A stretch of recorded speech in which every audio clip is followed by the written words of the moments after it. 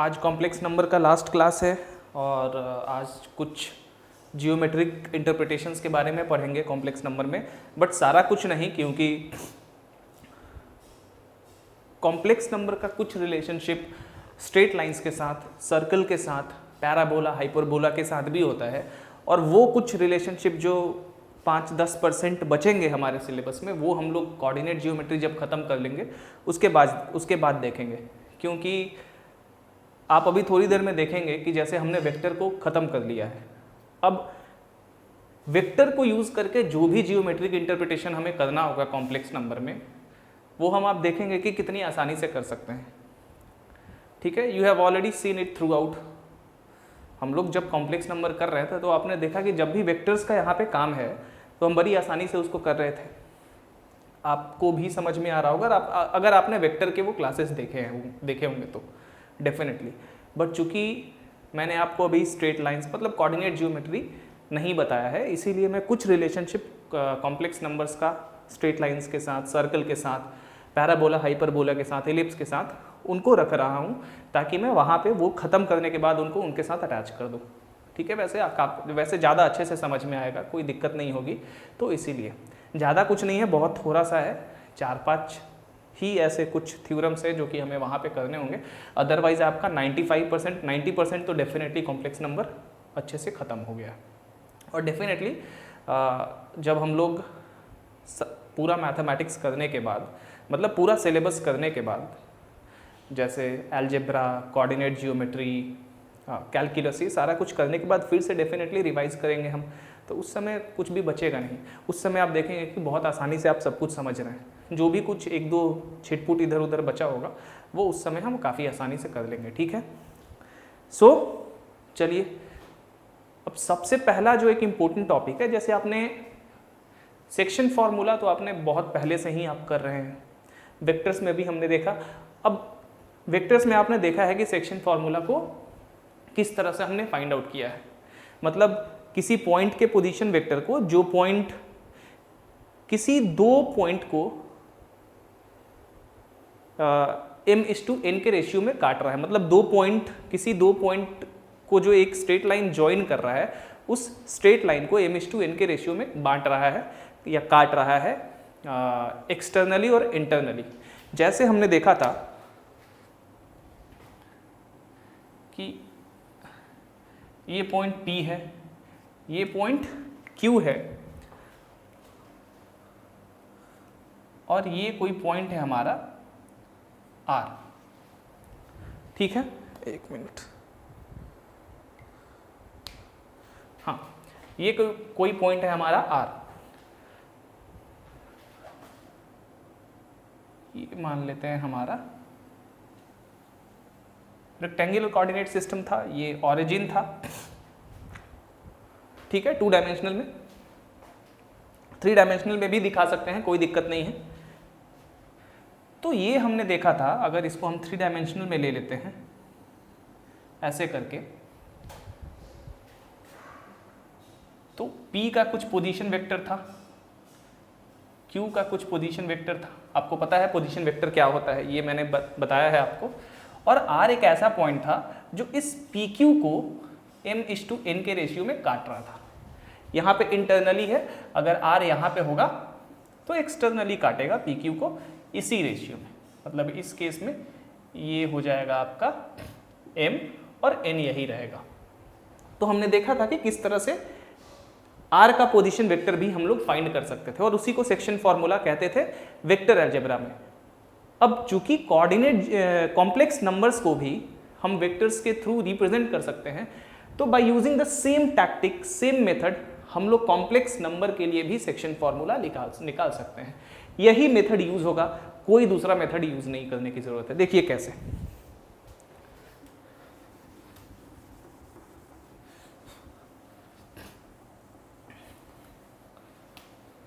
अब ये तो आप सबने पढ़ा है कि वेक्टर्स को यूज करके कॉम्प्लेक्स नंबर को रिप्रेजेंट किया जाता है। कैसे किया जाता है ये भी पता है। कॉम्प्लेक्स नंबर को टिपिकली पॉइंट के फॉर्म में दिखाया जाता है, और उस पॉइंट को पोजीशन वेक्टर को यूज करके दर्शाया जाता है, सेम एज वेक्टर्स। यहाँ भी वही करेंगे। अब डेफिनेटली कॉम्प्लेक्स नंबर है तो इसमें इमेजिनरी एक्सिस और रियल एक्सिस ही होता है, तो ये मान लेते हैं हमारा कि रियल एक्सिस है, ये हमारा इमेजिनरी एक्सिस है। उसी तरह ये एक लाइन है पी क्यू, पी मान लेते हैं किसी कॉम्प्लेक्स नंबर Z1 को रिप्रेजेंट कर रहा है और Q Z2 को रिप्रेजेंट कर रहा है, ठीक है। R एक ऐसा पॉइंट है जो कि किसी कॉम्प्लेक्स नंबर Z को रिप्रेजेंट कर रहा है इंटरनली, अभी यहाँ पे इंटरनली का केस देखेंगे, इसके बाद एक्सटर्नली। और ये जो पॉइंट R है ये इसको m/n के रेशियो में काट रहा है, बांट रहा है। तो डेफिनेटली यहाँ पे Z1 Z2 एक स्ट्रेट लाइन को ज्वाइन कर रहा है, ठीक है। मतलब एक स्ट्रेट लाइन दो पॉइंट Z1 और Z2 को ज्वाइन कर रहे हैं, और Z जो है एक ऐसा कॉम्प्लेक्स नंबर है जो इस पर्टिकुलर स्ट्रेट लाइन को m/n के रेशियो में काट रहा है। अब P का डेफिनेटली पोजीशन वेक्टर होगा, और यही पोजीशन वेक्टर Z1 को भी रिप्रेजेंट करेगा, हमने देखा है। और इसी तरह से Q का पोजीशन वेक्टर ये होगा।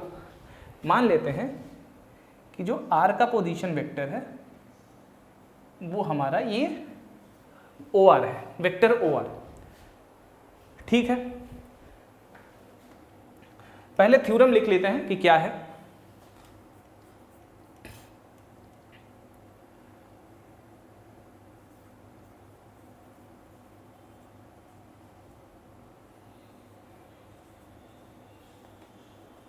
Section formula for complex numbers, खुद से बना लेते हैं। If a complex number Z divides in the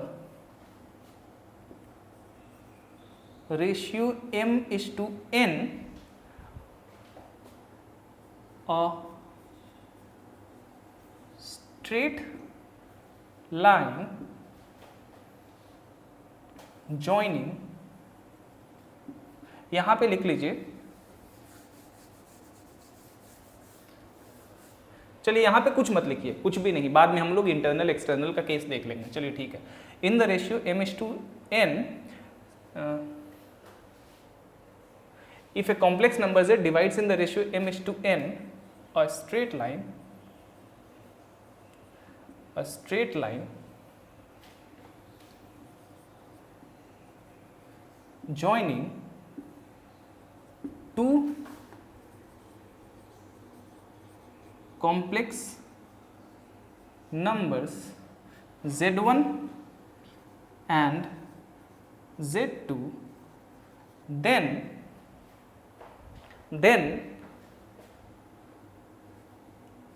the complex number Z is equal to, formula देखिएगा आपको एकदम मिलता जुलता नजर आएगा, mZ2 plus nZ1 divided by m plus n। ये है इंटरनली, मतलब जो ये पॉइंट Z है ये इंटरनली इसको m/n के रेशियो में काटेगा। इस तरह लिख लीजिए, if Z divides in m/n internally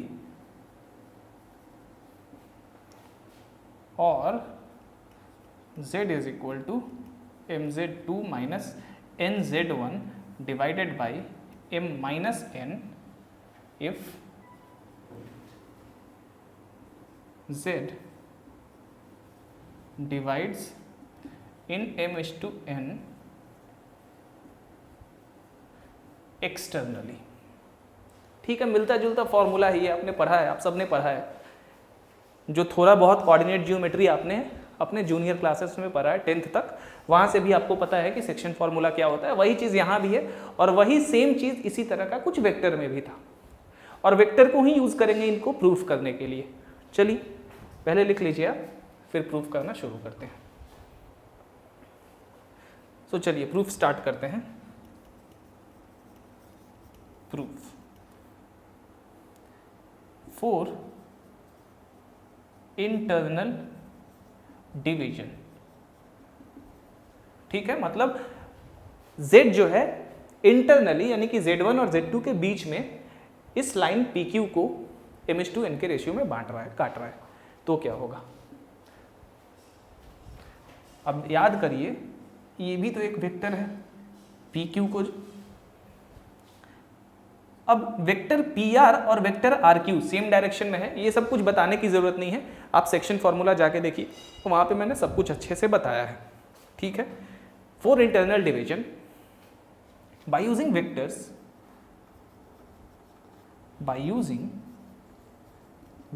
vectors को यूज करके, अब OR जो है रिजल्टेंट है OP और PR का। इट इज क्लियर, एक चीज और क्लियर हो जाएगा, it is clear that vector PR by vector RQ is equal to m by n, that implies m vector PR is equal to, माफ करिएगा, n vector PR is equal to m vector RQ। अब ये क्यों हो रहा है ये भी मैंने सेक्शन फॉर्मूला में बताया है, यहाँ पे बस मैं वेक्टर को यूज कर रहा हूँ। अभी कॉम्प्लेक्स नंबर भूल जाइए, डेफिनेटली कॉम्प्लेक्स नंबर हम अभी दिखाएंगे, बट अभी इस वेक्टर को ध्यान दीजिए। अब ये क्यों m/n के रेशियो में डिवाइड कर रहा है? डेफिनेटली वेक्टर PR और वेक्टर RQ पैरेलल होगा। अगर वेक्टर PR और वेक्टर RQ पैरेलल है, जो कि दिख रहा है कोलिनियर है, मतलब पैरेलल है, तो आपको एक चीज तो यहां से क्लियर है कि vector PR is equal to lambda into vector RQ। ऐसा होता है, चलिए भाई ठीक है, ऐसा होता है। अब यहां पे लेमडा के जगह m/n तो दिया हुआ ना, डिवीजन तो आपका ऑलरेडी यहां पे दिया हुआ है कि हाँ भाई magnitude of PR divided by magnitude of RQ आपका क्या हो जाएगा? m/n, ठीक है। थोड़ा सा ध्यान दीजिए, वेक्टर भी रिवाइज हो जाएगा। तो n into magnitude of PR is equal to m into magnitude of RQ। अब दोनों वेक्टर भाई पैरेलल है और सेम डायरेक्शन में होगा, और स्केलर m और n यहां अवेलेबल है हमारा, तो क्या करना है? अब ये तो वेक्टर के साथ भी ऐसे ही होगा ना, क्योंकि भाई सेम डायरेक्शन में है दोनों, तो जो ये रिलेशन होगा वही वेक्टर के साथ रिलेशन होगा, ये आपको पता है। आप सेक्शन फॉर्मूला फिर से कह रहा हूं, एक बार जाके देखिए अगर आपको याद नहीं है तो, और ये बहुत ऑब्वियस भी है। चलिए, तो यहां पे इतना हमने कर लिया, अब आगे बढ़ते हैं। इसको इरेज कर देता हूं मैं, चलिए जगह है, हो जाएगा मेरे ख्याल से। अब OR जो है रिजल्टेंट है वेक्टर OP और वेक्टर OR, वेक्टर OP और वेक्टर OR का।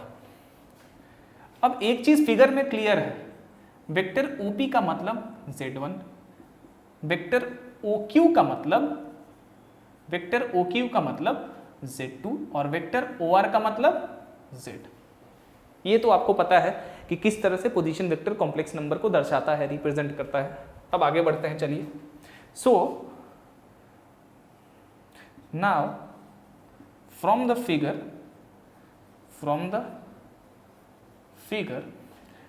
अब ट्राइंगल लॉ, मैं ट्राइंगल लॉ या पैरेललोग्राम लॉ कहता नहीं हूं बार बार, लेकिन आपको पता है कि ट्राइंगल लॉ से किस तरह से तीन वेक्टर्स को ऐड करते हैं। बाय द वे, ऐड करने का प्रोसेस तीन वेक्टर हो या n नंबर ऑफ वेक्टर्स हो, सेम ही होता है। अब डेफिनेटली OR रिजल्टेंट है, तो vector OR is equal to vector OP plus vector PR। अब जिन्होंने वेक्टर्स नहीं पढ़ा है, नहीं देखा है, उनको ये समझ में नहीं आएगा, ये ऑब्वियस है। वो 10 सेकेंड और 15 सेकेंड देखने से समझ में नहीं आने वाला है, ये मैथ्स है। तो vector OR is equal to OP plus PR, चलिए भाई ठीक है। एक चीज़ और देखिए, यहाँ से हम क्या करते हैं कि वेक्टर पी आर को इधर ले लेते हैं, कोई दिक्कत नहीं है। तो क्या हो जाएगा, vector O R minus vector O P. ठीक है भाई, चलिए इसको मान लेते हैं इक्वेशन नंबर 1। अब इस ट्रायंगल में देखिए, also from triangle O R Q, यहां लिख लीजिए using triangle O P R, यहां पे ट्रायंगल ओ आर क्यू। अब यहां पे साफ साफ है कि ओ क्यू जो है वो रिजल्टेंट है ओ आर और आर क्यू का। तो क्या हो जाएगा, vector O Q is equal to vector O R plus vector R Q. That implies हमें यहाँ आर क्यू को एक तरफ कर लेना है, तो vector R Q is equal to vector O Q minus vector O R. ये हो गया 2। फ्रॉम 1 and 2 डिवाइड कर देते हैं, from 1 and 2 by division we get, मैंने जैसा कहा था जो सेक्शन फॉर्मूला है वही प्रूफ करना है, बस लास्ट में वहाँ पे कॉम्प्लेक्स नंबर सब्सटीट्यूट कर देना है, ओपी ओक्यू और ओआर की जगह, दैट्स इट। तो क्या हो जाएगा, डिवाइड करेंगे तो vector P R divided by vector R Q is equal to vector O R minus vector O P divided by vector O Q minus vector O R. ठीक है, अब थोड़ा इरेज कर देता हूं इधर।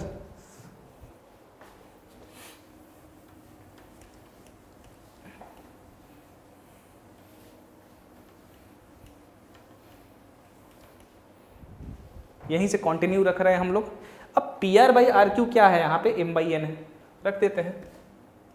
तो M by N therefore is equal to vector O are.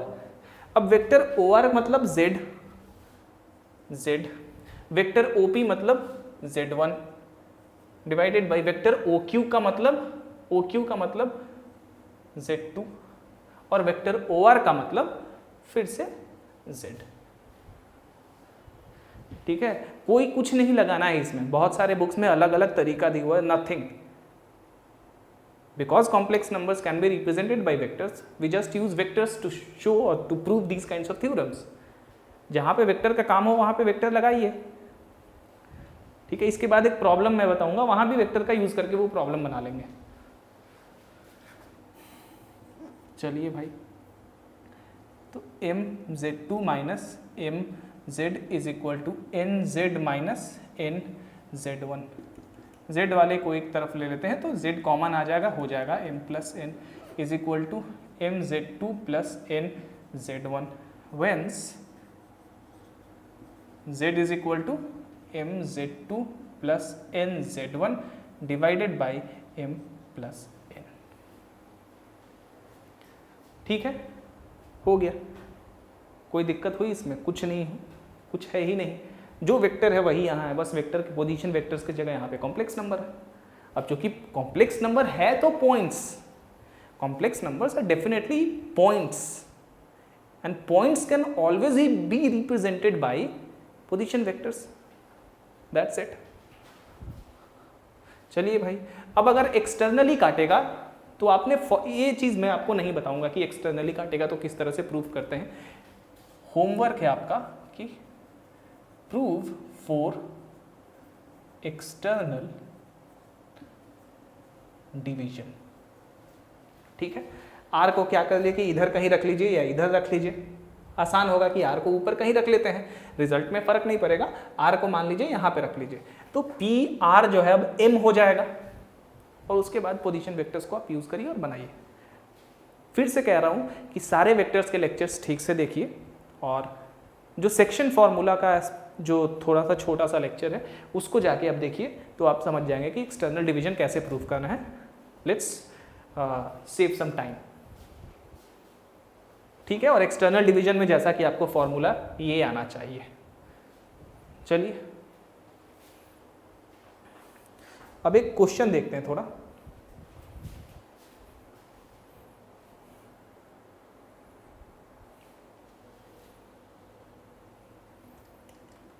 Erase करता हूं। हाँ, एक और चीज मैं बताना चाहता हूं। अब definitely z can be lie at the mid point of z1 z2। इस स्ट्रेट लाइन के मिड पॉइंट पे भी तो z हो सकता है, तो वो केस भी आप कंसीडर कर लीजिए।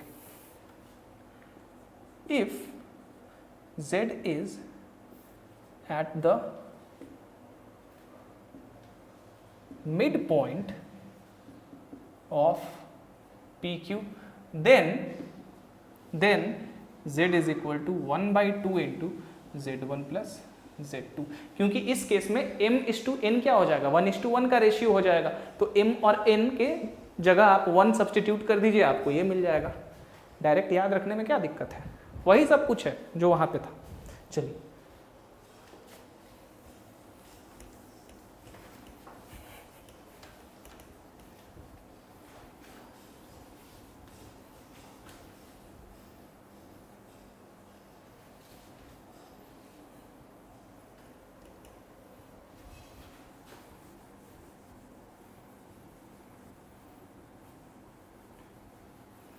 हमने कॉम्प्लेक्स नंबर में भी ट्राइंगल इनइक्वालिटी प्रूफ किया था, याद है, और उस प्रूफ को भी हमने वेक्टर को यूज करके ही प्रूफ किया था। That is why I taught you vectors before starting complex numbers. और इसीलिए जो भी वेक्टर से रिलेटेड है वो मैं आपको बता दे रहा हूं। चलिए, क्वेश्चन है कि if A B are complex numbers, prove geometrically that, use vectors, geometrically prove करना है, वेक्टर को यूज करिए, that A plus B magnitude का whole square plus magnitude of A minus B का whole square is equal to 2 magnitude of A square plus 2 magnitude of B square. बड़ा ही आसान है, बहुत ही आसान है। चलिए, मान लेते हैं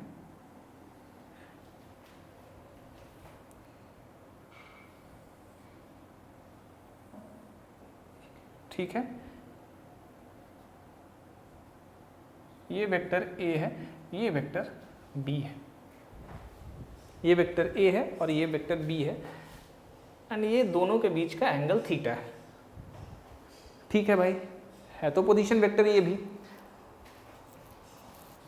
इसको ऐसा मानिए, क्योंकि A और B कॉम्प्लेक्स नंबर दिया हुआ है, तो इसको A मान लीजिए और इसको B मान लीजिए।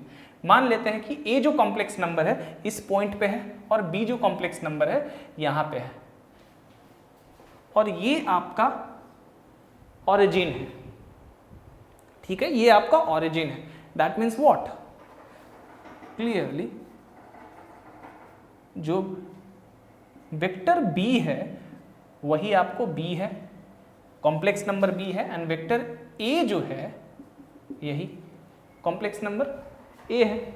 मान लीजिए कि A के पास ये पॉइंट हमारा P है, ये पॉइंट हमारा Q है, और A जो है इस पॉइंट P पे है और Q जो है इस पॉइंट B जो है इस पॉइंट Q पे है। डेफिनेटली तो OP पोजीशन वेक्टर है इस पॉइंट P का, तो OP is equal to vector A, तो इसी को मैंने लिया है ना, तो A हो गया। उसी तरह vector OQ is equal to B is equal to B। अब कोई दिक्कत नहीं होनी चाहिए आपको। चलिए ना, कुछ नहीं करना है, LHS को लीजिए यहाँ पे, A plus modulus of B का होल स्क्वायर प्लस, सबसे पहले modulus of A plus modulus of B का होल स्क्वायर करते हैं भाई। इसका क्या मतलब है, vector A plus vector B का होल स्क्वायर, मतलब magnitude of vector A plus vector B का होल स्क्वायर, यही तो है ना। ठीक है, क्योंकि भाई पोजीशन वेक्टर ही तो इन कॉम्प्लेक्स नंबर्स को दर्शा रहा है। That's it.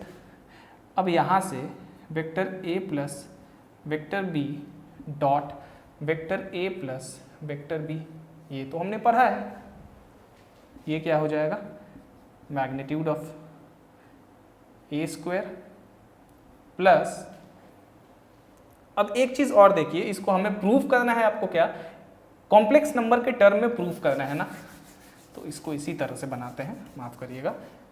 चलिए अब क्या करेंगे हम लोग, a प्लस बी है, a का मतलब वेक्टर a, b का मतलब वेक्टर b, इसका होल स्क्वायर है, इसी का होल स्क्वायर हम निकालते हैं और देखते हैं क्या आता है। चलिए भाई, इसका क्या मतलब है, इसका सेम चीज है, जो मैं वहां कर रहा था वही चीज यहां भी करूंगा, बस इसको मैंने इधर जानबूझ के लिखा है कि क्योंकि कोई कंफ्यूजन आगे चल के ना हो। ये हो गया a प्लस बी का होल स्क्वायर भी कह सकते हैं इसको। चलिए ठीक है, लेकिन मुझे लगता है कि वही वाला रिप्रेजेंटेशन सही था, इसी से आपको ज़्यादा कन्फ्यूजन होगा, क्योंकि हमें प्रूफ तो इसी को करना है ना। माफ़ करिएगा, मैंने ही थोड़ा सा इसको इधर उधर घुमा दिया, सॉरी फॉर दैट। चलिए, परफेक्ट करने के चक्कर में थोड़ा सा, सो a प्लस बी के मैग्नीट्यूड का whole square, that means vector a plus vector b का मैग्नीट्यूड का होल स्क्वायर। ठीक है, वही चीज़ कर रहा हूँ, अंत में वैल्यू सब्स्टिट्यूट कर दूंगा, a plus B dot a plus B, ध्यान दीजिए डॉट प्रोडक्ट है ये दोनों का। ठीक है, अब कॉम्प्लेक्स नंबर में डॉट प्रोडक्ट भी दो कॉम्प्लेक्स नंबर का आता है, तो जैसा वेक्टर है होता है उसी तरह से इसका भी डॉट प्रोडक्ट होता है, तो इसीलिए मैं वो सब कुछ सिंपल चीज़ नहीं बता रहा हूँ। चलिए, ये हो गया ए स्क्वायर प्लस, ए स्क्वायर का क्या मतलब है, ए स्क्वायर का मतलब है कि मैग्नीट्यूड ऑफ वेक्टर ए का होल स्क्वायर, इसको कैलकुलेट करने पे यही तो आएगा ना, मैग्नीट्यूड ऑफ वेक्टर बी का होल स्क्वायर। आपको वेक्टर के नियम पता है, वेक्टर ए का डॉट प्रोडक्ट वेक्टर ए के साथ ही कितना होगा, ए स्क्वायर, मतलब मैग्नीट्यूड ऑफ वेक्टर ए का स्क्वायर। ठीक है, सेम वेक्टर का जो दो सेम वेक्टर के डॉट प्रोडक्ट का जो डॉट प्रोडक्ट होता है वो क्या होता है, उसी वेक्टर के मैग्नीट्यूड का स्क्वायर होता है। और ये क्या हो जाएगा, 2 vector A dot vector B, कोई दिक्कत नहीं है। अब मैग्नीट्यूड ऑफ ए स्क्वायर का क्या, अब वेक्टर ए किसको रिप्रेजेंट कर रहा है, वेक्टर ए रिप्रेजेंट कर रहा है इस कॉम्प्लेक्स नंबर स्मॉल ए को, यानी कि magnitude of complex number A का होल स्क्वायर, उसी तरह ये magnitude of complex number B का होल स्क्वायर, कोई दिक्कत नहीं होनी चाहिए। और 2 इंटू ए डॉट बी, अब दो वेक्टर का यहाँ पे डॉट प्रोडक्ट आ गया, मतलब दो कॉम्प्लेक्स नंबर का डॉट प्रोडक्ट आ गया, तो 2 इंटू जेड, ए की जगह क्या रखा, अब A B, A dot B, इसका dot product magnitude of A magnitude of B into cos theta. तो बस दो पहले से है, मैग्नीट्यूड ऑफ ए की जगह क्या लिखेंगे, magnitude of complex number A magnitude of complex number B into cos theta. Good, similarly also ये क्या आ जाएगा हमारा, देखेंगे तो vector A minus vector B, यानी कि vector A minus vector B dot vector A minus vector B, इसको करेंगे तो साफ साफ दिख रहा है कि वेक्टर ए का स्क्वायर प्लस वेक्टर बी का square minus 2 A dot B, यानी कि ओहो magnitude of A square plus magnitude of B square minus 2 magnitude of A magnitude of B cos theta. हमें क्या करना है भाई, इसको ऐड करना है बस, बाई एडिशन वी गेट, क्या मिलेगा हमें, a plus B square A minus B के मैग्नीट्यूड का स्क्वायर इज इक्वल टू, जोड़ेंगे तो ये देखिए भाई, ये माइनस और ये प्लस कैंसिल, बचा क्या, a और a, 2a स्क्वायर यानी कि 2 magnitude of A square plus 2 magnitude of B square. Prove, कितना आसान है, वेक्टर पता है आपने, इसको प्रूफ कर दिया और जियोमेट्रिकली ही प्रूफ किया। ठीक है, चलिए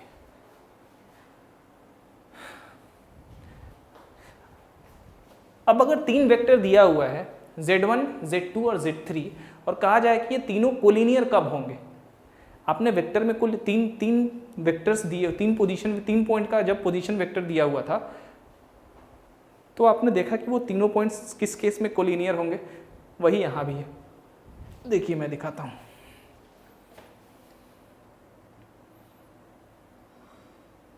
इरेज कर दो, बना के देखिएगा ये problem.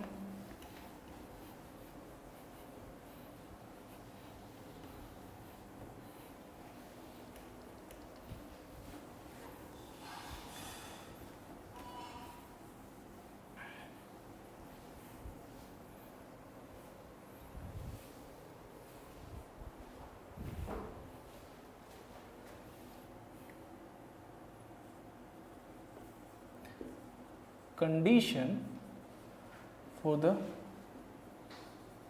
collinearity of 3 complex numbers z1, z2 and z3। कोई दिक्कत नहीं है। आपको याद होगा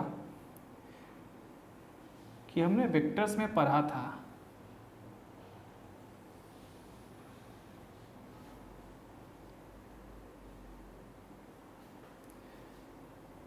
ये पॉइंट A है, ये पॉइंट B है और ये पॉइंट C है।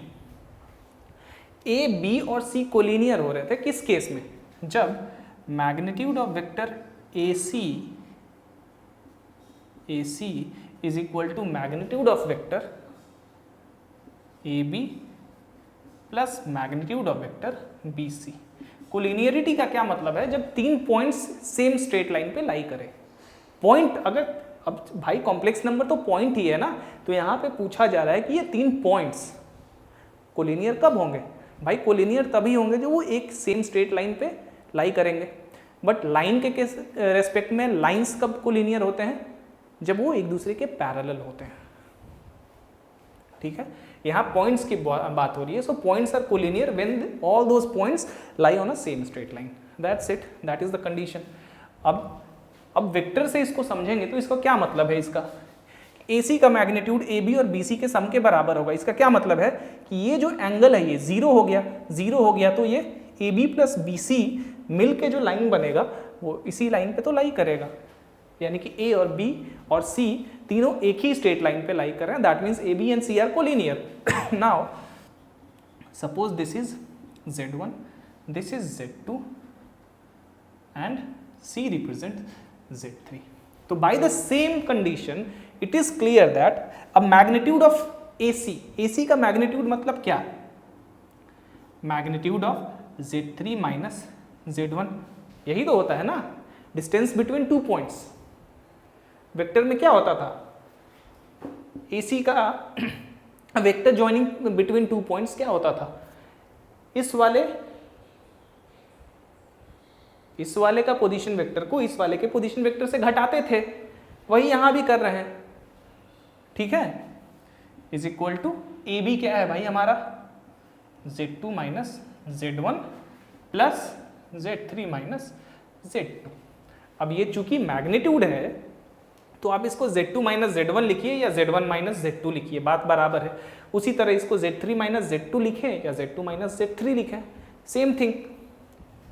ठीक है, चलिए हो गया ये कोलिनियरिटी का condition. So this is the required condition.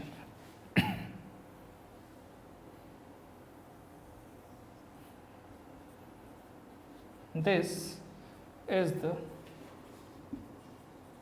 Required condition. That's it. चलिए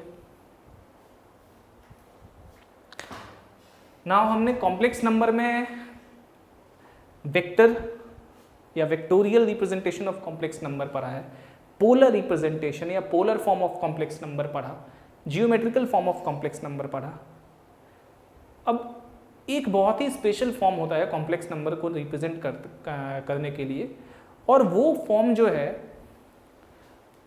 लियोनहार्ड ऑयलर नाम के एक स्विस मैथमेटिशियन ने डिस्कवर किया था, इसीलिए उसका नाम यूलर्स फॉर्म या ऑयलर्स फॉर्म हम कहते हैं। बहुत लोग कंफ्यूज हो जाते हैं नाम में। ये नाम है लियोनहार्ड, यहाँ पे बहुत लोग इसको यूलर पढ़ते हैं, कोई दिक्कत नहीं है, ये आपके ऊपर है, लेकिन इसको ऑयलर पढ़ा जाता है। क्या पढ़ा जाता है? ऑयलर। ठीक है, चलिए। सो अब सारा फॉर्म हमने देख लिया, अब इस इंपॉर्टेंट फॉर्म को भी देख लेते हैं। वो इसलिए क्योंकि ये कॉम्प्लेक्स नंबर के लेंदी रिप्रेजेंटेशन को थोड़ा आसान कर देता है, छोटा कर देता है।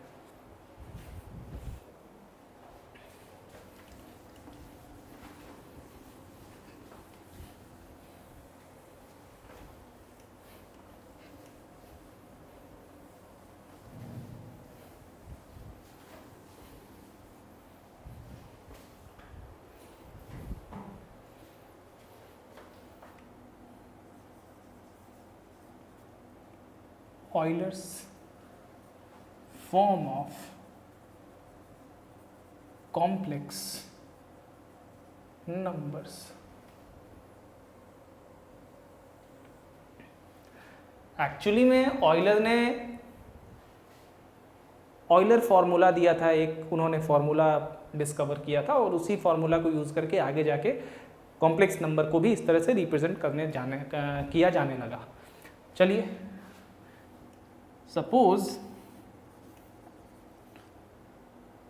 थीटा बिलोंग्स टू आर, कोई एंगल है, is some angle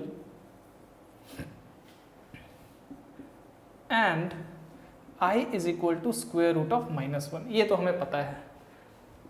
then the formula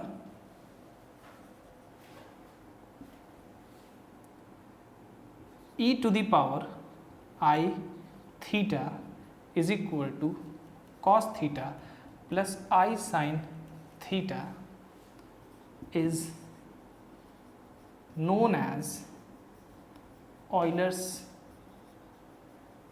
formula. Now you can ask कि how can we represent complex number by using this particular formula, or more curiously you can ask me that how can any complex number be represented by using this formula। थोड़ी देर में हम उसके बारे में जानेंगे। चलिए, अब बहुत बच्चे ऑयलर्स आइडेंटिटी को ऑयलर्स फॉर्मूला से कंफ्यूज कर जाते हैं। ऑयलर आइडेंटिटी भी एक स्पेशल फॉर्मूला ही है, वो उस समय होता है जब थीटा पाई हो जाता है। ठीक है, यानी कि ये चीज -1 हो जाता है।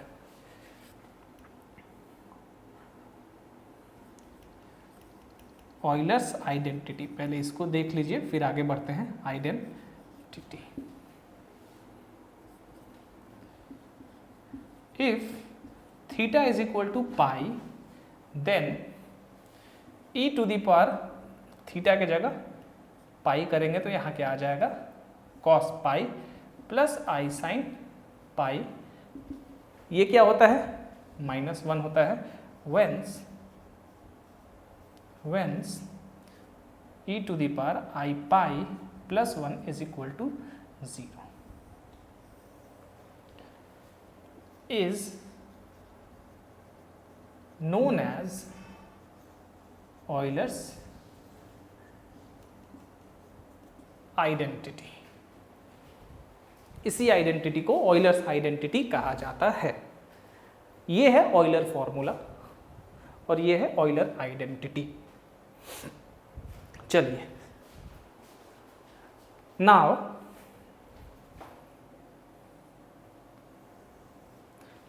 सपोज a complex number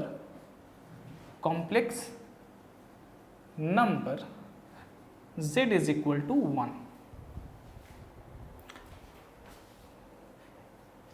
1 नहीं, एक ऐसा कॉम्प्लेक्स नंबर जो कि cos theta plus i sine theta.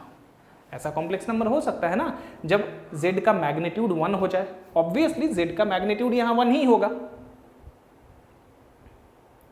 Sign square theta plus cos square theta. Clearly magnitude of z is equal to 1। तो अगर z का मैग्नीट्यूड 1 हो रहा है देन अब आपको यहां से कुछ दिख रहा है,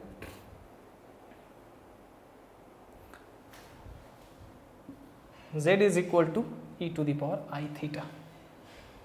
इस कंडीशन में जब magnitude of this complex number is 1, but what about if the magnitude of this complex number is not 1। चलिए जब भी किसी कॉम्प्लेक्स नंबर का मैग्नीट्यूड 1 हो तो उसका मैग्नीट्यूड किसके बराबर होगा? ऑयलर फॉर्मूला के बराबर। ये तो हमने देख लिया कि magnitude of z is equal to, माफ करिएगा, complex number of z is equal to e to the power i theta. ठीक है, तो जब भी किसी कॉम्प्लेक्स नंबर का मैग्नीट्यूड 1 हो तो वो कॉम्प्लेक्स नंबर किसके बराबर होगा? E to the power i theta. where theta is the argument of z। Theta क्या है? z का आर्ग्यूमेंट। अब देखिए ये आपको याद रहेगा, इसको लिख लीजिए। So we here conclude that if the magnitude of any complex number is 1, then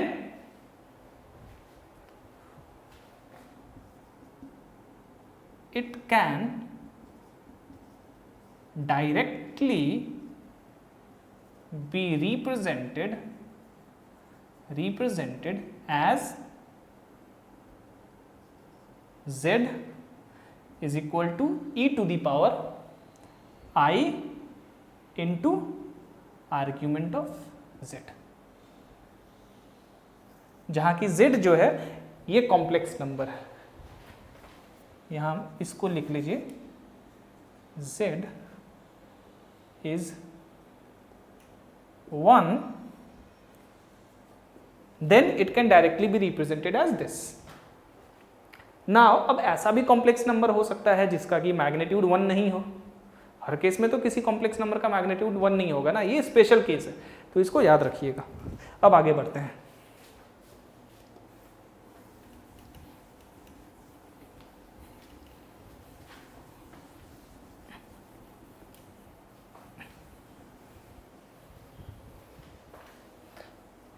अब एक चीज और, यहां पे थीटा है तो इतना हुआ,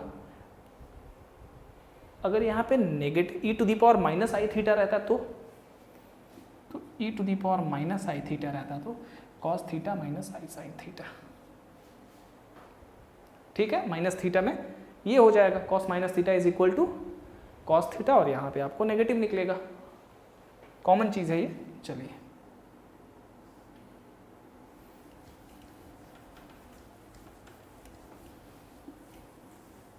आगे बढ़ते हैं ऑयलर फॉर्म में।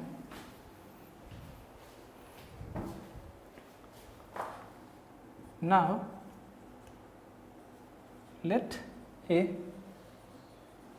Complex number z given by z is equal to magnitude of z into cos theta plus I sin theta, जहां की definitely theta is the argument of this complex number z। ठीक है, कितनी बार magnitude of z को हम r से भी लिखते हैं, ये भी लिख लेते हैं, कोई फर्क नहीं पड़ता है। इसलिए z is equal to magnitude of z, और ये क्या है भाई?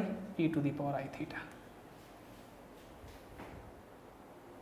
कोई दिक्कत नहीं भाई, कोई दिक्कत नहीं है।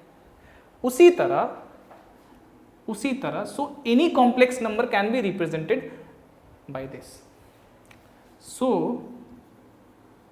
Any complex number z can be represented using Euler's formula as z is equal to magnitude of z into e to the power I into argument of z.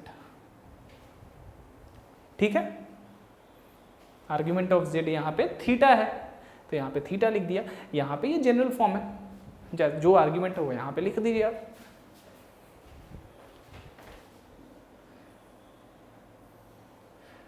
अच्छा, मान लीजिए z का कॉन्जुगेट अगर हो, now suppose z bar is equal to magnitude of z, चाहे z bar को समझ लीजिए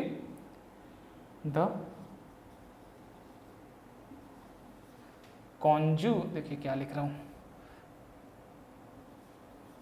कॉन्जुगेट ऑफ z. ठीक है, तो कॉन्जुगेट ऑफ z का मतलब क्या है? Cos theta minus i sine theta, यही तो होगा ना. कॉन्जुगेट ऑफ z यही होगा, क्योंकि मैग्नीट्यूड तो सेम होता है, बस ये साइन ये हो जाता है. इसलिए z bar is equal to magnitude of z e to the power minus i theta. किसी भी कॉम्प्लेक्स नंबर के कॉन्जुगेट को इस तरह से लिख सकते हैं.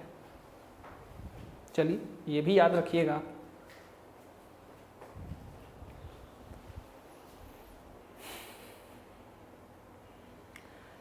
ठीक है, आगे बढ़ते हैं. ये बात हो गई ऑयलर फॉर्म की. कुछ इसके प्रॉपर्टी हैं उसको भी देख लेते हैं हम लोग. मैंने लिस्ट में लिख लिया है कि कुछ भूलूं नहीं.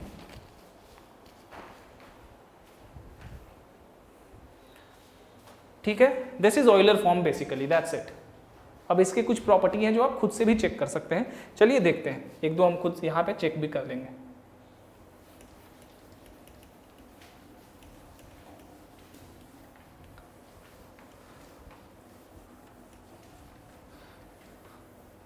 आपने देखा कि वेक्टर पे आपका कमांड है तो आपने कितनी आसानी, अगर वेक्टर आपने देखा है, उन्हीं स्टूडेंट्स के लिए बात कर रहा हूँ, तो वेक्टर का जहाँ भी यूज़ है वहाँ पे आपको दिक्कत नहीं होगी. और that is the reason why I wanted to do all those straight lines, all those connections of complex numbers between straight lines, circles and all those conic sections after we will complete studying coordinate geometry. Coordinate geometry पढ़ने के बाद इसीलिए मैंने उनको रखा है, क्योंकि तब आपको कोई दिक्कत ही नहीं होगी. सारे इक्वेशंस के फॉर्म वही है, बस वहाँ पे कॉम्प्लेक्स नंबर हमें सब्स्टिट्यूट करना है. ठीक है, वो कुछ नहीं है. लेकिन अभी आपको दिखाऊंगा ना, हो सकता है आप में से बहुतों ने कोऑर्डिनेट ज्योमेट्री ख़त्म कर लिया हो, उनके लिए दिक्कत नहीं होगी, बट मैंने आपको नहीं बताया है. ठीक है, इसीलिए मैं उसको करवाने के बाद बताना चाहता हूँ.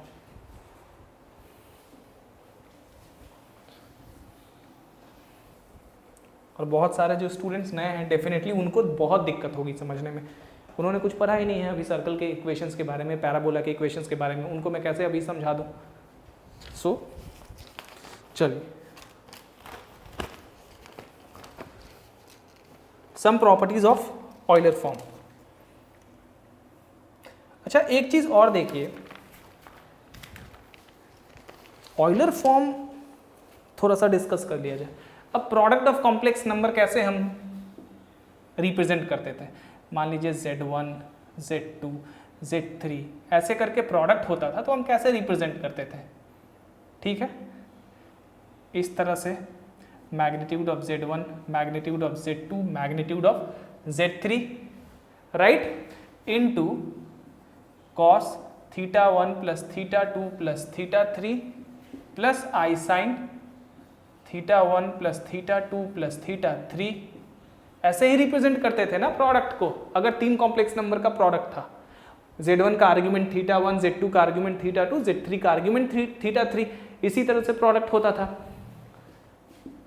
अब ये तो भाई यही रह जाएगा, मैग्नीट्यूड है, बट यहाँ पे ऑयलर फॉर्म लगा सकते हैं, θ1 प्लस θ2 प्लस θ3। ठीक है, इन जनरल ये कितना भी बड़ा हो, n तक हो, प्रोडक्ट को इससे रिप्रेजेंट कर सकते हैं। उसी तरह क्वोशंट्स ऑफ कॉम्प्लेक्स नंबर को ऑयलर फॉर्म को यूज करके एक्सप्रेस कर सकते हैं। अब ये सब चीज बताने की जरूरत है नहीं, आपको ऑयलर फॉर्म मैंने बता दिया, आप ये सब खुद से चेक कर सकते हैं। ट्राई टू डू इट, ठीक है, try to do it yourself. चलिए, क्वोशंट भी इसी तरह हो जाएगा, तो ये सब कॉमन सी चीजें हैं। चलिए आगे बढ़ते हैं।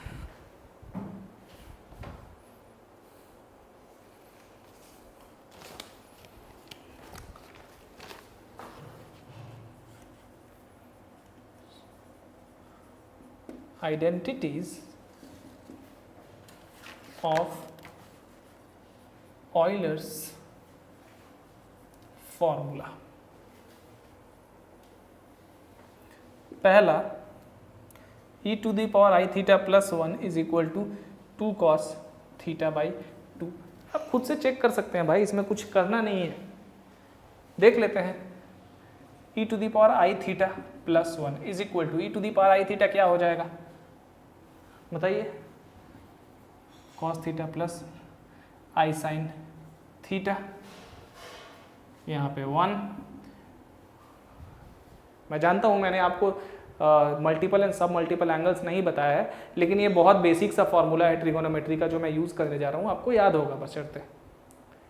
ठीक है, नहीं तो हो सकता है आप में से कई बच्चे ऐसे भी होंगे जो कह सकते हैं कि सर आपने कोऑर्डिनेट ज्योमेट्री नहीं कराया है, इसलिए आपने जो कुछ 2-4 थ्योरम्स हैं उनको आप कॉम्प्लेक्स नंबर में छोड़ के रखा है, क्योंकि वो करवाने के बाद करवाना है। ये भी मैंने नहीं बताया है, आप कह सकते हैं, बट ये बहुत कॉमन फॉर्मूला है ट्रिगोनोमेट्री का, जो कि आप सबको पता होगा। साइन 2 थीटा का फॉर्मूला या कॉस 2 थीटा का फॉर्मूला आप सबको पता होगा।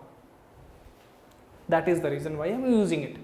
और बहुत जल्दी 4-5 दिनों में मैं ट्रिगोनोमेट्री को रिज्यूम करने वाला हूँ।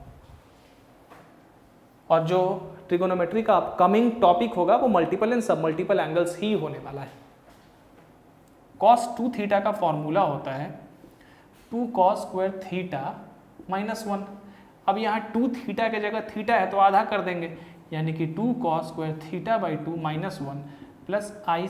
अब साइन 2 थीटा का फॉर्मूला क्या होता है 2 साइन थीटा कॉस थीटा, यहाँ आधा है तो इसको भी आधा कर दीजिए 2i sine theta by 2 cos theta by 2 plus 1 minus 1 plus 1 cancel, यहाँ से कॉमन ले लेना है 2 कॉस थीटा बाई 2, कितना आ जाएगा cos theta by 2 plus i sine theta by 2। ठीक है, इज इक्वल टू, इसको कितना लिख सकते हैं e to the power i theta by 2 into 2 cos theta by 2। यहाँ पे मैं भूल गया हूँ लग रहा लिखना है,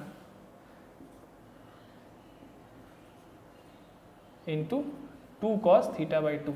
लिस्ट में लिखा हुआ है लेकिन मैंने जल्दी जल्दी में यहाँ पे छोड़ दिया है ये। ठीक है, तो प्रूफ में वैसे भी दिख गया।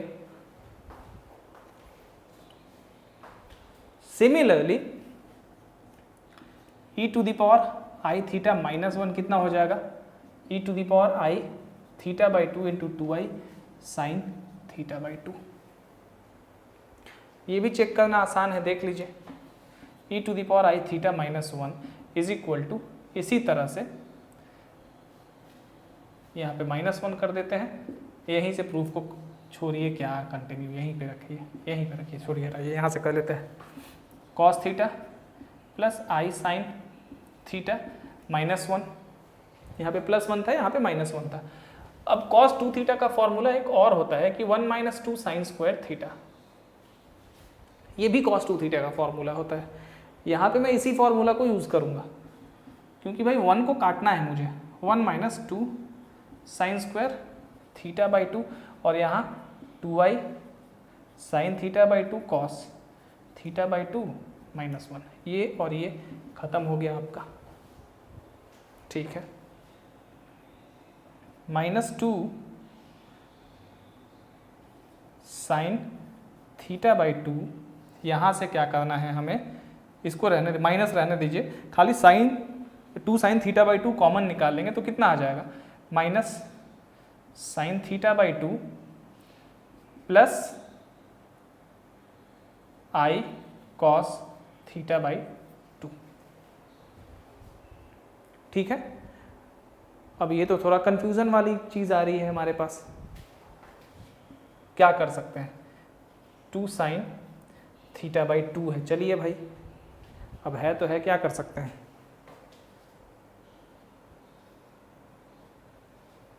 अगर हम यहां पे i से मल्टीप्लाई कर देंगे तो i से डिवाइड भी तो करना होगा, i से मल्टीप्लाई कर देते हैं और i से इसमें डिवाइड भी कर देते हैं। अब -1 तो i स्क्वायर होता है, तो ये हो जाएगा i square sine theta by 2 और यहाँ पे i और i कट जाएगा तो हो जाएगा i cos theta by 2 by cos theta by 2। i माफ करिएगा, मैं भी क्या कर रहा हूँ, i से मैंने डिवाइड कर दिया, ओहो i से मैंने डिवाइड कर दिया तो i से मल्टीप्लाई भी करना पड़ा मुझे, और ये i स्क्वायर कब आया, किस लिए आया, ये माइनस है मतलब -1, तो -1 को i स्क्वायर लिख सकते हैं ना, i square is equal to -1 होता है, यहाँ से एक i तो खत्म, यहाँ से i और i cancel, 2i sine theta by 2 और ये कितना आ गया, कॉस थीटा बाई 2 को इधर रख लेते हैं और ये क्या हो गया, plus i sine theta by 2, that means 2i sine theta by 2 into e to the power i theta by 2। ठीक है, सेम चीज इसी तरह, चलिए 3 e to the power i theta plus e to the power i phi is equal to 2 cos theta.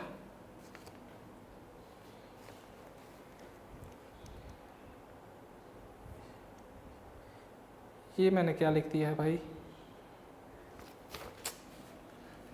ये minus i theta होगा और उसी तरह 4 i theta is equal to -2i sine, माफ करिएगा, थीटा। ठीक है, इसमें मैंने गलती जल्दी में लिख लिया था, प्रॉपर्टी का लिस्ट बना लिया था ताकि मैं कोई प्रॉपर्टी भूल नहीं जाऊं, इसीलिए प्रूफ हमेशा हेल्प करता है। चलिए भाई, ठीक है, साफ साफ दिख रहा है, ये क्या हो जाएगा, इसका प्रूफ देखिए, cos theta plus i sine theta plus cos theta minus i sine theta, ये और ये खत्म हो जाएगा, 2 कॉस थीटा, उसी तरह इसका देख लेंगे। ठीक है, 5 e to the power i theta -1 by e to the power i theta plus 1 is equal to i tan theta by 2। खुद से चेक करिए इसको, होमवर्क प्रूफ करिए, आसान है। तो ये कुछ ऑयलर्स फॉर्म के या ऑयलर्स फार्मूला के इंपॉर्टेंट थ्योरम्स हो गए कॉम्प्लेक्स नंबर से रिलेटेड। ठीक है, प्रॉब्लम बनाएंगे तो हम लोग इसको यूज करेंगे, ठीक है ना, प्रॉब्लम भी बहुत जल्दी हम लोग कॉम्प्लेक्स नंबर में करेंगे। पहले थोड़ा सा सिलेबस को जल्दी जल्दी आगे करें हम। कोऑर्डिनेट ज्योमेट्री, जैसा कि मैंने आज टेलीग्राम वाले ग्रुप चैनल पे भी लिखा था कि कोऑर्डिनेट ज्योमेट्री नेक्स्ट वीक से स्टार्ट हो जाएगा। ठीक है, तो इसका प्रॉब्लम भी मैं बहुत जल्दी लेके आऊँगा। प्रॉब्लम के साथ है कि चूंकि अभी मैंने आपको पूरा कुछ नहीं बताया है, जैसा मैंने पहले भी मैं कहते आया हूँ, तो इसीलिए मुझे प्रॉब्लम सेलेक्ट करना पड़ता है देख के कि कौन सा जेईई एडवांस का प्रॉब्लम है जो कि उतने ही सिलेबस से डिपेंडेंट है, उतने ही टॉपिक से डिपेंडेंट है जितना मैंने आपको अभी तक पढ़ाया है। So that is the reason why problem selection is going to be take some time, but I will do it very soon. ठीक है ना।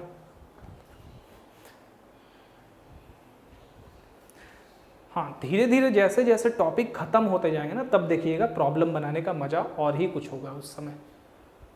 ठीक है, अभी डेफिनेटली आपको लग रहा होगा कि अब इतने डिटेल में या कुछ, बट आपको इसका इम्पोर्टेंस बाद में पता चलेगा जब आप इसको देखेंगे और प्रॉब्लम्स करना शुरू करेंगे ना, और ख़ास करके जब आगे टॉपिक्स ख़त्म होता जाएगा या कैलकुलस स्टार्ट करेंगे या ये सब कुछ पढ़ेंगे, तो वहाँ पे देखेंगे कि किस तरह से जितना जो डिटेल में आपको मैंने कराया है वो वहाँ पे जाके कितना यूज़ होता है। ठीक है, इसीलिए that is the reason Y I am always focusing on details if possible. ठीक है, जितना कुछ एटलीस्ट अभी के सिलेबस में मैथमेटिक्स में आपको प्रूफ करना चाहिए उतना तो करिए। हर चीज़ का फॉर्मूला रट के जाके प्रॉब्लम पे अटैक कर देना नहीं होता है ऐसे। चलिए आगे बढ़ते हैं।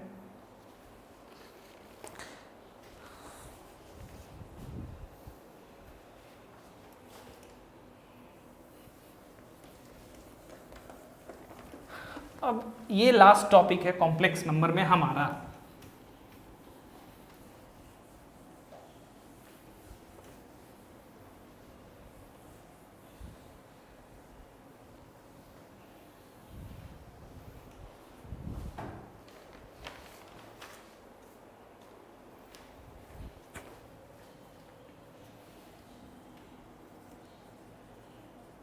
रोटेशन ऑफ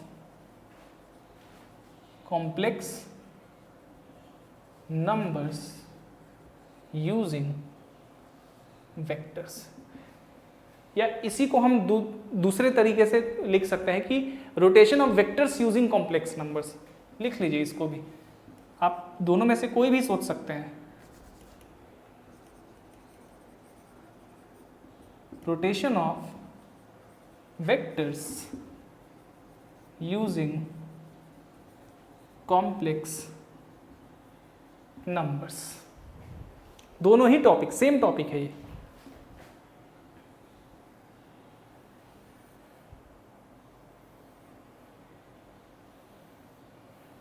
मान लेते हैं ये आपका कोई एंगल है अल्फा, ये आपका एंगल है कोई अल्फा बीटा नहीं, थीटा और फाई कर दीजिए इसको, ये ज़्यादा आसान है।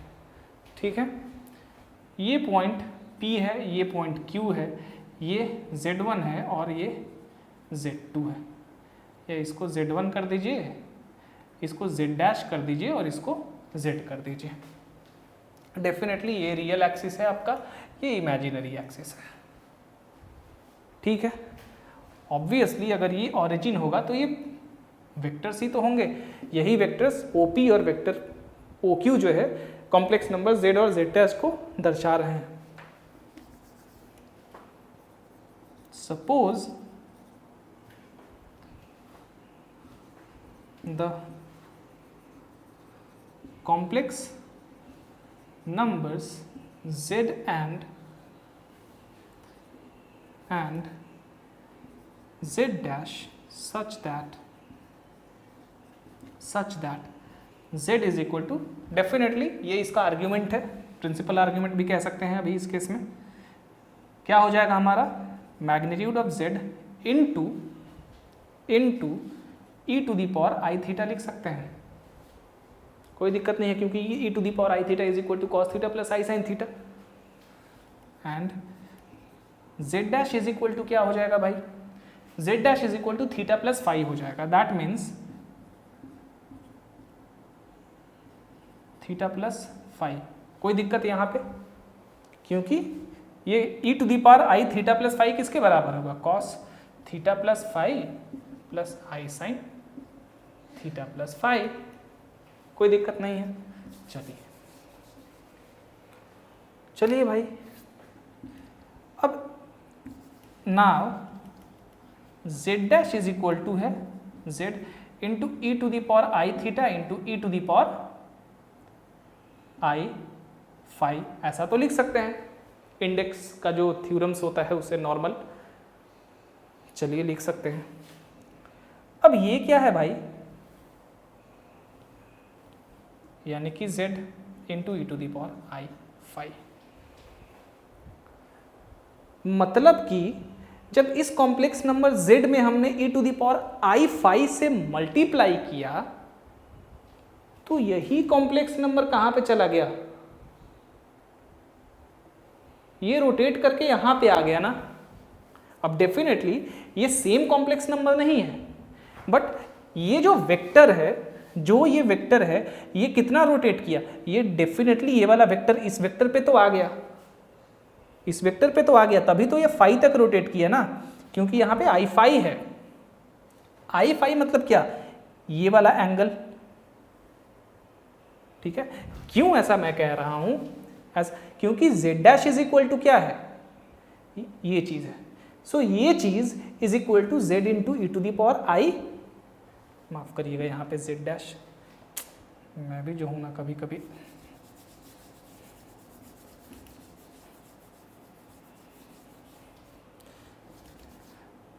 एक मिनट ना हो, यहाँ से शुरू करते हैं फिर से। z dash is equal to, एक चीज, ये दोनों r के बराबर है, ठीक है, ये दोनों r के बराबर है। ये चीज मैंने आपको मैंने दिखाया नहीं आपको, तो इसको हम मैग्नीट्यूड ऑफ z लिख सकते हैं और इसको i थीटा प्लस फाई लिख सकते हैं, ठीक है। ये आपको मैंने दिखाया नहीं था, अब दिखा दिया। चलिए, तो अब z dash is equal to क्या हो गया, z dash is equal to हो गया definitely z into e i theta into e⁵i phi. अब आप इसको लिखिए z इंटू e⁵i फाई, ठीक है। यानी कि जब z में e⁵i फाई से मल्टीप्लाई करते हैं तो हमें z डैश मिल जाता है। दैट मीन्स किसी भी कॉम्प्लेक्स नंबर को e⁵i फाई से मल्टीप्लाई करने का क्या मतलब है कि वो फाई एंगल रोटेट कर गया, उसका जो पोजीशन वेक्टर है वो फाई एंगल रोटेट कर गया। इसलिए multiplication of any complex number,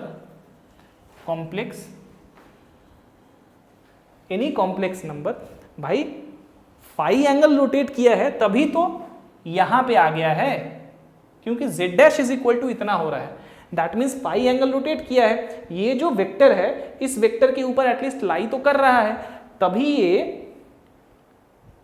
तभी तो ये z डैश यहाँ पे z डैश को रिप्रेजेंट कर रहा है, इस कॉम्प्लेक्स नंबर को रिप्रेजेंट कर रहा है। इसको यूज करने से ये चीज किसको रिप्रेजेंट कर रहा है, z इंटू e⁵i फाई, इसी पोजीशन वेक्टर को, यानी कि इसी कॉम्प्लेक्स नंबर को। और ये तभी संभव है जब ये फाई एंगल घूम के इस वेक्टर पे एटलीस्ट लाई कर रहा है, ठीक है। और ये दोनों, भाई ये r और r तो बराबर ही है, r और r तो बराबर ही है, तो ये घूमा फाई एंगल तक और इस पोजीशन वेक्टर पे लाई कर रहा है, ठीक है। So multiplication of any complex number by i⁵ phi moves it या रोटेट्स इट इन, अब देखिए डायरेक्शन क्या है, एंटी क्लॉकवाइज डायरेक्शन, यानी कि पॉजिटिव डायरेक्शन में रोटेट कर रहा है। Rotates it in the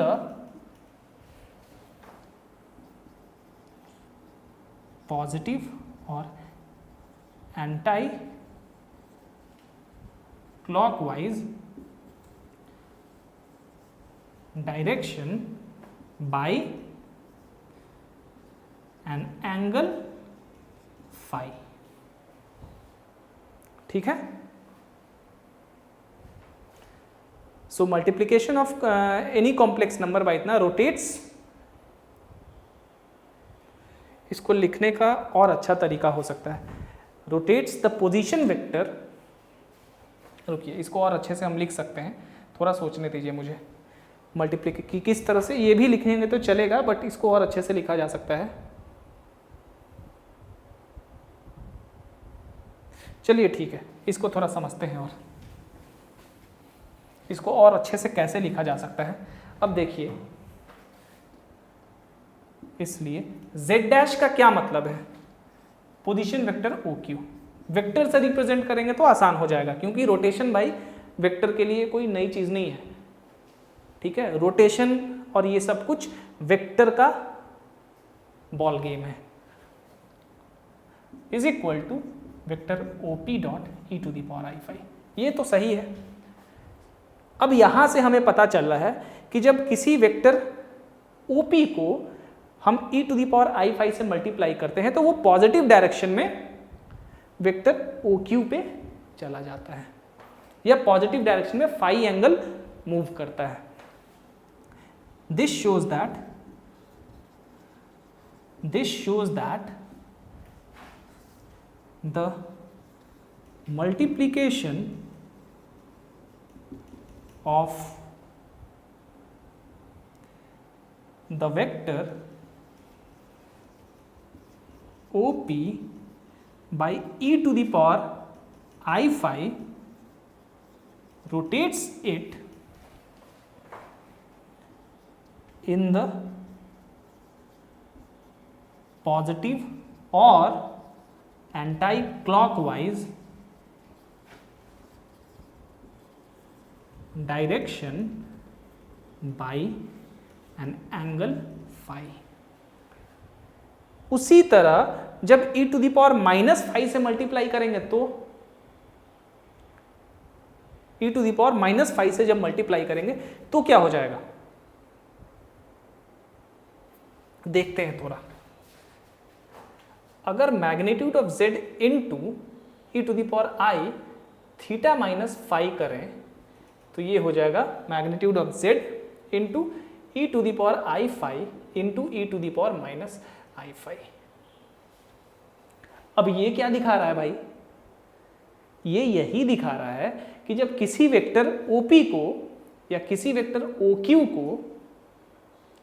OQ को देखिए, ये हम क्या लिख सकते हैं, वेक्टर ये क्या होगा, ये z इंटू e⁻i⁵ क्या होगा,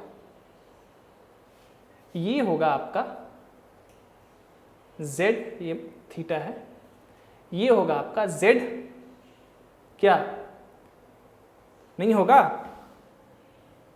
ये देखिए यहां पे इंटू e⁻i⁵। यानी कि अब इसी को नेगेटिव डायरेक्शन में फाई एंगल पे रोटेट कर दे रहा है ये। तो वो ये कैसे लिखिएगा, इसी तरह लिखेंगे कि the multiplication of the vector OP by e⁻⁻i⁵ rotates it in the negative direction, that is clockwise sense by an angle phi। ठीक है, बस यही होता है रोटेशन, किसी वेक्टर का कॉम्प्लेक्स नंबर को यूज करके या किसी कॉम्प्लेक्स नंबर का वेक्टर्स को यूज करके। ठीक है, ये सारा कुछ आपको यहाँ फिगर से अच्छे से समझ में आ रहा है, बिना फिगर करके आप करिएगा ना तो ये कुछ समझ में नहीं आने वाला है। You have to understand it by using this figure, और कोई भी फिगर जिसमें वेक्टर का यूज है। ठीक है, एक इसी तरह का आर्गन डायग्राम बनाएंगे, आर्गन डायग्राम बना के और इसी में हम देखेंगे दो कॉम्प्लेक्स नंबर लेंगे और उसको रोटेट करके देखेंगे एंगल के थ्रू, मल्टीप्लाई करेंगे e⁻⁻ जो भी है और देखेंगे कि भाई ये कहाँ पे जाके रुक रहा है। That's it. चलिए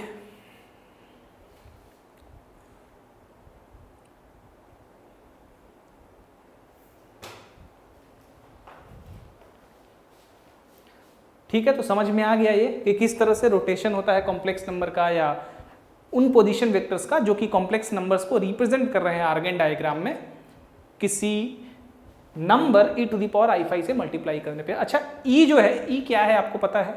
e एक मैथमेटिकल कांस्टेंट है जिसको ये नेचुरल लॉगरिथम का बेस p होता है, आगे पढ़ेंगे, जिसका वैल्यू 2.71 होता है। ठीक है,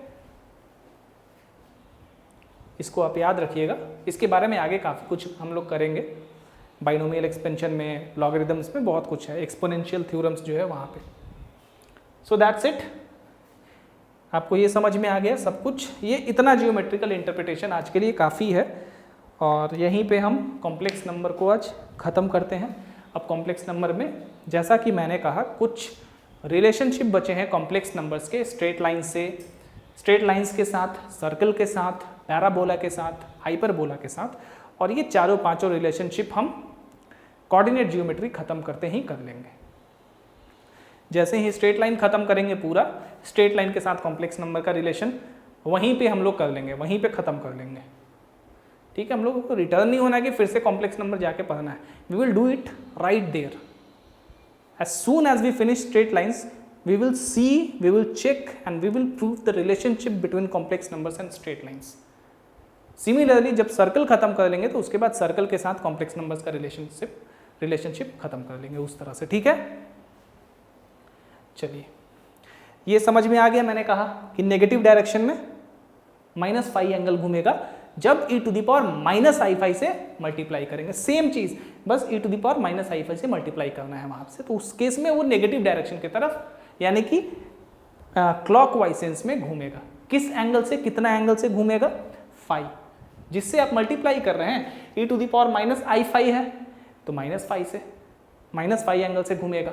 किस डायरेक्शन में? नेगेटिव डायरेक्शन में। अगर 5 होगा तो पॉजिटिव डायरेक्शन में घूमेगा जैसा कि लिखा गया है। तो यही चीज लिखना है, बस आपको वहां पे नेगेटिव कर देना है पॉजिटिव की जगह, और e⁻⁻i5 करना है। चलिए, so that's it, complex number हमारा हो गया। अब अलजेब्रा में कोऑर्डिनेट ज्योमेट्री, सॉरी अलजेब्रा में क्वाड्रेटिक इक्वेशंस शुरू करेंगे, और नेक्स्ट वीक से जैसा मैंने कहा कोऑर्डिनेट ज्योमेट्री और ट्रिगोनोमेट्री भी नेक्स्ट वीक को ही मैं रिज्यूम कर दूंगा, मल्टीपल एंड सब मल्टीपल से आगे तक। So that's it for today, thank you.